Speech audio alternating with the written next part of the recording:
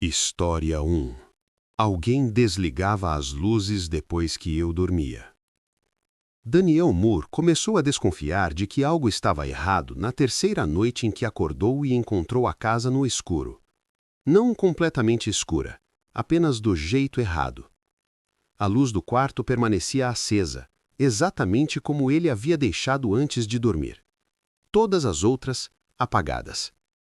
Ele morava sozinho em Salem, Oregon, em uma casa pequena, térrea, silenciosa demais para gerar preocupação. Trabalhava de casa, passava a maior parte do tempo ali dentro e conhecia cada detalhe do lugar. Por isso, não havia dúvida, ele não costumava apagar as luzes do corredor nem da sala antes de dormir. Nunca. Naquela madrugada, levantou da cama ainda sonolento. Ficou alguns segundos parado no meio do quarto tentando entender se havia feito aquilo sem perceber.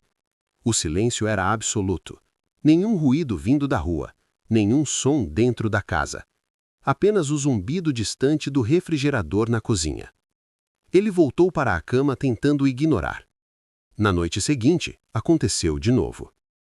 Daniel acordou pouco depois das 3 da manhã com o coração acelerado, como se tivesse sido arrancado do sono. A lâmpada do quarto estava acesa, o resto da casa completamente às escuras.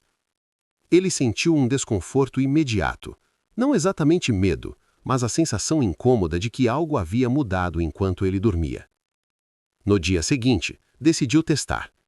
Antes de ir para a cama, acendeu todas as luzes da casa. Conferiu uma por uma: corredor, sala, cozinha, banheiro.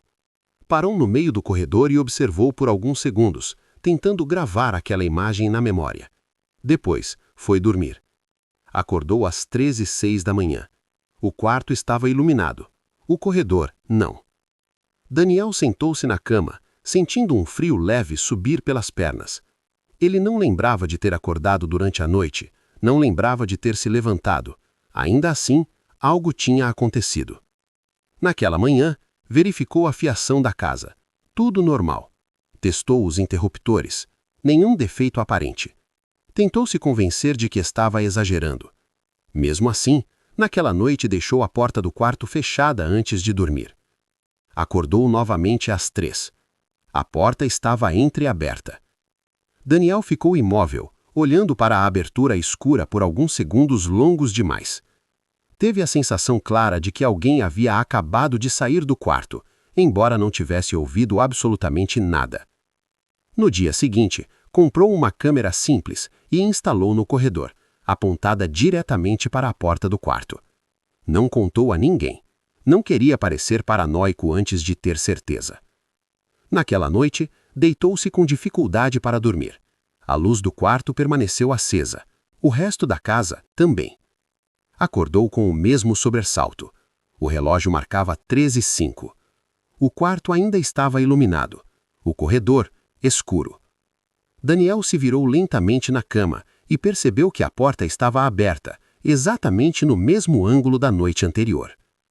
Pela manhã, assistiu à gravação. Durante horas, nada aconteceu. A imagem mostrava o corredor vazio, imóvel, silencioso. Então, às 13h04, algo mudou. Não uma figura clara, não um corpo, apenas uma alteração sutil na iluminação, como se algo tivesse passado muito perto da câmera, bloqueando parcialmente a luz por alguns segundos. Em seguida, a porta do quarto começou a se mover, devagar, sem tranco, sem ruído.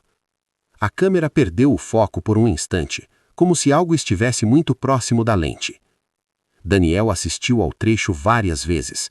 O movimento não parecia causado por vento, era controlado, intencional. Naquela noite, ele decidiu não dormir no quarto. Levou um travesseiro para o sofá, deixou todas as luzes acesas e trancou a porta do quarto. Colocou o celular ao lado do corpo, gravando o áudio. Acordou com o corpo pesado, como se não tivesse se mexido por horas. A casa estava escura, todas as luzes apagadas, menos a do quarto. Daniel levantou devagar, sentindo o estômago apertado. Caminhou até o corredor. A porta do quarto estava aberta. Lá dentro, a cama permanecia intacta. Mas a cadeira da escrivaninha havia sido puxada para perto da cama, e sobre ela, alguém havia colocado o celular dele. O áudio estava pausado. O último registro marcava 13h06 da manhã. Daniel saiu da casa naquele mesmo dia. Nunca mais voltou para dormir ali. Meses depois, recebeu uma mensagem do novo morador, perguntando se ele sabia de algum problema elétrico estranho. Segundo ele, todas as noites alguém desligava as luzes da casa, menos a do quarto. História 2. Os sons vinham de um cômodo que não existia. Matthew Harris acordou com o som de algo sendo arrastado do outro lado da parede do quarto. Não era alto, nem violento. Era o tipo de barulho que alguém faz quando tenta mover um móvel pesado sem chamar atenção. Lento, controlado, repetitivo.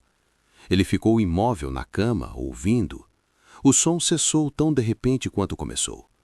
Matthew morava em Boise, Idaho, em uma casa alugada, antiga, construída antes dos anos 70. O quarto ficava no fundo do corredor, encostado na parede que dava para fora da casa. Não havia nenhum outro cômodo ali. Do outro lado daquela parede, existia apenas o quintal estreito e a cerca de madeira do vizinho. O relógio digital ao lado da cama marcava 2h48 da manhã. Matthew esperou alguns segundos antes de se levantar. Caminhou até a janela, afastou levemente a cortina e olhou para fora. O quintal estava vazio. Nenhuma luz acesa, nenhum movimento. Apenas a cerca parada projetando sombras irregulares sobre a iluminação fraca do poste da rua. Ele voltou para a cama tentando ignorar. Na noite seguinte, o som voltou. Dessa vez mais próximo. Não parecia vir exatamente da parede externa. Soava interno, como se estivesse acontecendo dentro da casa, mas em um espaço que ele não conseguia localizar com precisão. Matthew sentou-se na cama, encostou a mão na parede e sentiu uma vibração leve, quase imperceptível, como se algo estivesse sendo movimentado do outro lado. Na manhã seguinte, percorreu a casa inteira, conferiu portas, armários, o porão pequeno, o sótão. Não havia nenhum cômodo escondido, nenhuma passagem estranha. A planta da casa era simples demais para isso. Mesmo assim, naquela noite, o som voltou. Sempre no mesmo horário. Entre 2h40 e 3 da manhã. Arrastar. Pausa. Arrastar de novo. Matthew começou a gravar áudios com o celular, deixando-o sobre a mesa de cabeceira. Durante o dia, ouvia as gravações no trabalho, tentando identificar algo que explicasse. O áudio captava o som, mas de forma distorcida, como se viesse de muito perto e muito longe ao mesmo tempo. Os ruídos não pareciam mecânicos, pareciam cuidadosos. Depois de alguns dias, Matthew percebeu outro detalhe perturbador.